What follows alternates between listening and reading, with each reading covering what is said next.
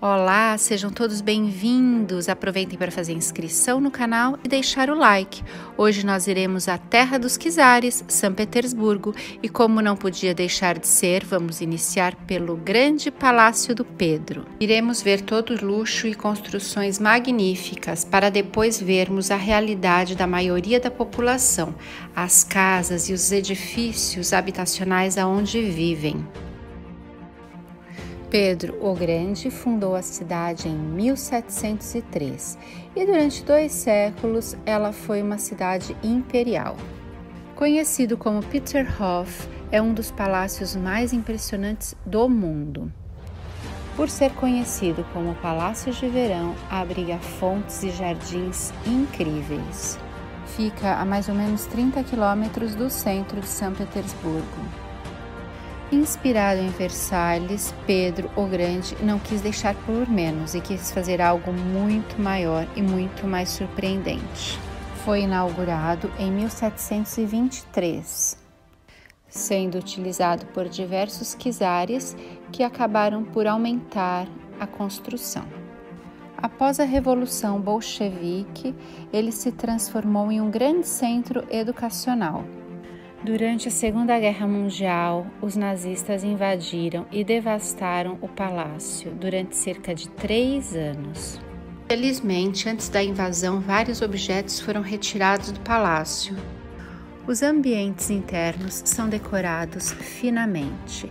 Eles primam pelo detalhe, seja na parede, no teto ou mesmo na confecção das cortinas. A entrada é preciso passar por raio-x e deixar os pertences pessoais. A cascata principal, que fica em frente ao palácio, tem várias curiosidades. Nenhum dos 124 jatos de água possui uma bomba. É utilizado o princípio da fonte de Heron, pura física que utiliza a pressão ocasionada pelo desnível. A maior fonte, a de Sansão, possui um jato de água com mais de 20 metros de altura. As impressionantes esculturas também contam um pouco da história da Guerra do Norte, da vitória russa sobre a Suécia. No jardim também há um canal de água que deságua no Mar Báltico. Segundo dizem, este é o local com maior número de fontes do mundo. São 150 fontes espalhadas por todo o jardim. Este local foi palco de várias festas promovidas pela czarina Isabel, filha de Pedro, e também por Catarina II. É possível chegar ao local de barco, mas também por via terrestre. A partir de Peterhof é possível observar a ilha de Kotlin, que pertenceu aos suecos até 1703, sendo tomada pelos russos no dia de Sanção, 27 de junho de 1709. A catedral é uma das mais belas igrejas ortodoxas russas. O imperador Alexandre III mandou erguer a catedral em homenagem ao pai, Alexandre II, que foi assassinado exatamente no local onde foi construída a igreja. O interior da igreja é repleto de mosaicos, são lindos, maravilhosos, são mais de 7.500 metros quadrados. Ela nunca foi utilizada para a realização de casamentos, funerais ou qualquer cerimônia religiosa. Ela foi construída apenas para homenagear o Alexandre II. Parece inacreditável, mas durante a Segunda Guerra Mundial, ela foi utilizada como depósito de batatas.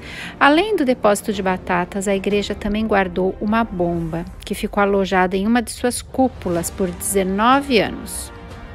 Só foi descoberta por trabalhadores durante o conserto de algumas goteiras e infiltrações. Tratava-se de uma bomba lançada pelos nazistas. Os nazistas cercaram a cidade por cerca de 900 dias. Na época, o nome da cidade era Leningrado. Uma curiosidade é que o Alexander II só foi morto após a 7ª tentativa. Ao retornar ao Palácio de Inverno em sua carruagem real, à margem do canal Ekaterina, um terrorista jogou uma bomba sob o veículo. Ele saiu ileso e deixou a carroça e, segundo dizem, agradeceu a Deus por salvá-lo, mas foi nesse instante que um segundo conspirador jogou outra bomba e aí sim conseguindo matá-lo no local da catedral. Foram necessários 24 anos para que a construção ficasse completa. Vemos agora a Catedral de Santo Isaac, que foi primeiramente construída em madeira no ano de 1710, com a finalidade de pedir proteção aos marinheiros. A grande cúpula contém mais de 100 quilos de ouro e 100 metros de altura. Em seu interior há mais de 300 quilos de ouro e outros 43 minerais preciosos.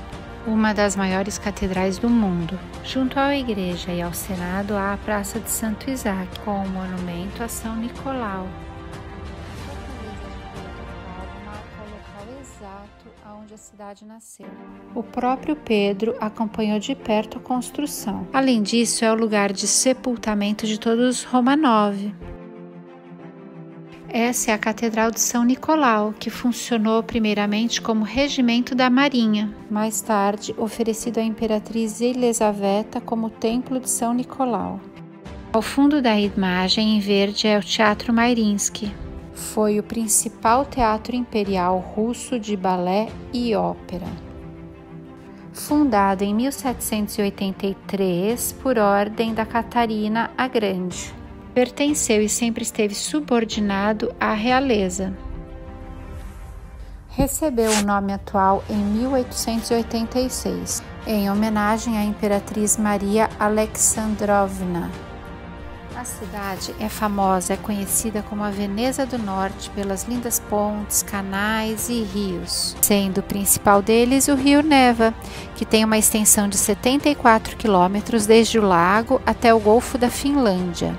As construções próximas aos canais e rios são majestosas. Sempre há referências a equipamentos bélicos. No entanto, como ainda veremos no final do vídeo, as pessoas não vivem todas nesse luxo e suntuosidade.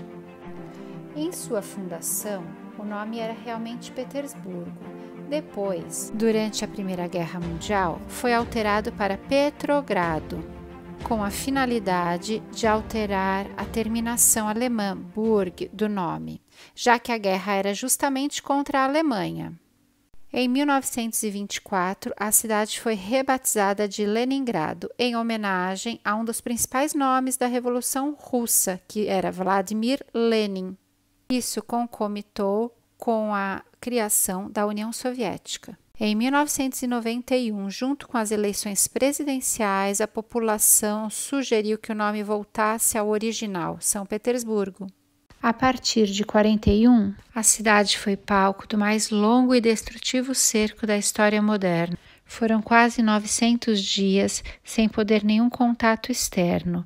Nessa ocasião, morreram mais de 1 milhão de civis e militares, devido a fome, frio e doenças, tendo até que recorrer ao canibalismo. Por isso, recebeu o título de cidade heróica. O Hermitage é um dos maiores museus do mundo e engloba inclusive o Palácio de Inverno dos Czares. Na imagem podemos ver a praça que dá acesso ao complexo do Hermitage. Ele é tão grande que seriam necessários 10 anos para ver tudo. Acima vemos colunas rostrais que orientavam os navios que adentravam pelo porto através do rio Neva. Situa-se na maior ilha do delta do rio. Depois da Primeira Guerra Mundial, foi iniciada uma nova etapa na vida dos russos. Iniciou-se assim a Revolução Russa com o fim da propriedade privada. Até hoje, a maior parte da população ainda sofre as consequências. Muitas pessoas têm que alugar um quarto dentro de um apartamento ou casa, e isso acontece também com famílias inteiras. Muitos produtos ocidentais chegaram, mas isso não significa que a população viva exatamente como no Ocidente. É possível notar que algumas pessoas ainda têm medo de falar abertamente sobre a política. Espero que tenham gostado. Obrigada!